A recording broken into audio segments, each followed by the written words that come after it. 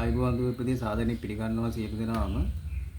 අද අපි වීඩියෝ එකෙන් ගේන්නේ මේ පාර සාමාන්‍ය පෙළ විභාගයට ලෝක සිතීමේ එන්න පුළුවන් අනුමාන ස්ථාන 10ක් පිළිබඳව තමයි අද කතා කරන්න බලාපොරොත්තු වෙන්නේ.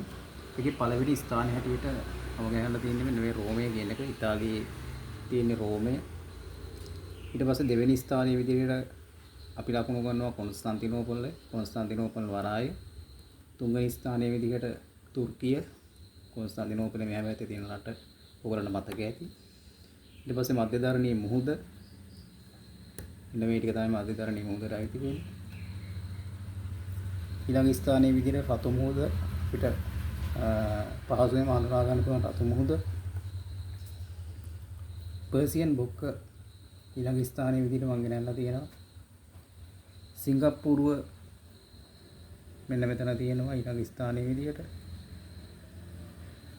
බතාවිය ජාවා දූපතේ පිහිටලා තියෙන බතාවිය.